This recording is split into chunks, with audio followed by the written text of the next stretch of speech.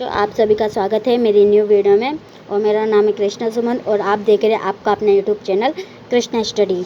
आज हम यहाँ पे विषय सामाजिक विज्ञान कक्षा 9th की वर्कशीट दिनांक आज 24 है, लेकिन यहाँ पे देर न रखी है, कोई बात नहीं। अध्याय 2 संविधान निर्माण, ठीक है।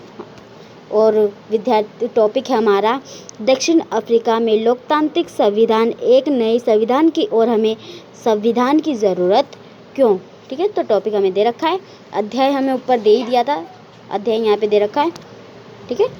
पहला क्वेश्चन देखते हैं हम यहाँ पे डायरेक्टली।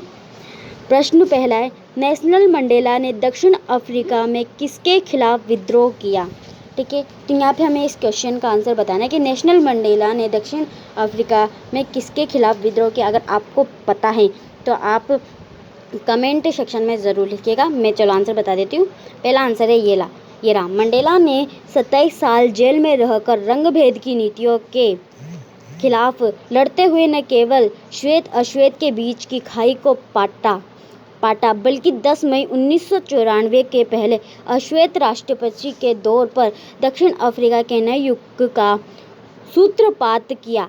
आज उनका जन्मदिन पूरी दुनिया में रंगभेद को मिटाने के प्रतीक के तौर पर मनाया जाता है। पहला आंसर हमारे यहाँ पे हो सकता है, ठीक है। दूसरा हम यहाँ पे देख लेते हैं, दक्षिण अफ्रीका लोकतांत्रिक देश कब बना, ठीक है। हमें यहाँ पे बताना है कि दक्षिण अफ्रीका लोकतांत्रिक देश कब बना।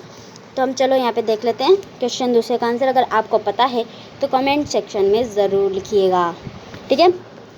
आंसर दूसरा देख लेते हैं। 1961 दक्षिण अफ्रीका में गणराज्य का दर्जा मिला। देश के भीतर और बाहर विद्रोह के बावजूद सरकार ने रंगभेद की नीतियों को जारी रखा।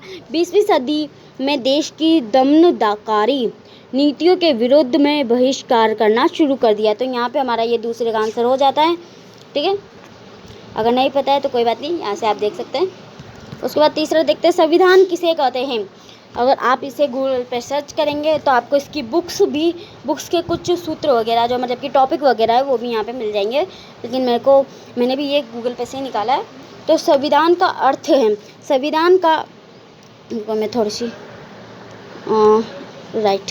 संविधान का अर्थ बहुत ही सरल व स्पष्ट है कि देश अथवा संस्था के किसी शासन व्यवस्था, न्याय व्यवस्था, सरकार आदि समस्त व्यवस्थाएं जिस लिखित अथवा अलिखित दस्तावेज से निर्मित निर्धारित व संचालित होती है उसे ही देश का संविधान कहते हैं। यहाँ पे हमारे तीसरा का आंसर ये हो चुका है, ठीक है।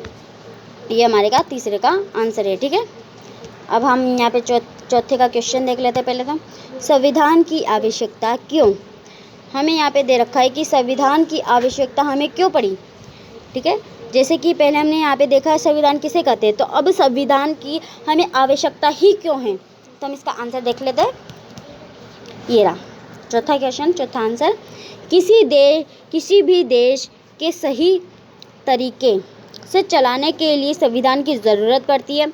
संविधान उन आदर्शों को सूत्रबद्ध करता है जिससे हम अपने देश को अपनी इच्छा और सपनों के अनुसार रच सकें।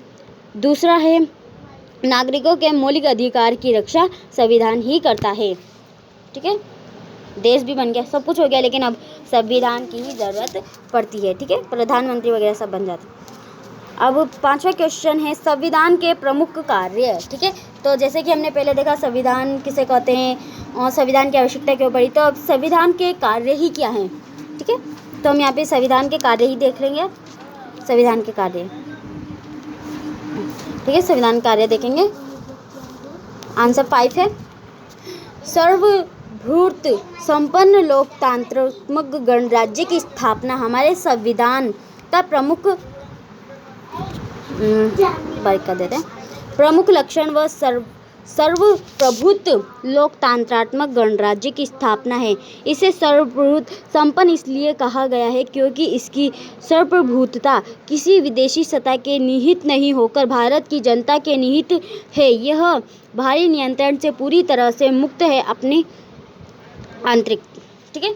तो यहीं पर ये हमने छोटा सा लिया है, ज़्यादा बड़ा नहीं लिया है। अगर हम इसे का पूरा बड़ा लेते तो काफ़ी टाइम लग जाता, ठीक है। तो ये सिर्फ इतना सा है, अगर आपको नहीं लिखना है तो आप इसकी स्क्रीनशॉट ले सकते हैं। तो यहीं पे हमारी वीडियो समाप्त होती है। अगर आपको वीडियो पसंद आई हो तो लाइक शेयर करना, कमेंट ज़रूर करना। और मैंने आपसे 2-3 क्वेश्चंस के बारे में बोला था, अगर आपको पता है तो वो कमेंट सेक्शन में लिखना ना भूलिए। Thank you. यहीं पे मेरी वीडियो समाप्त।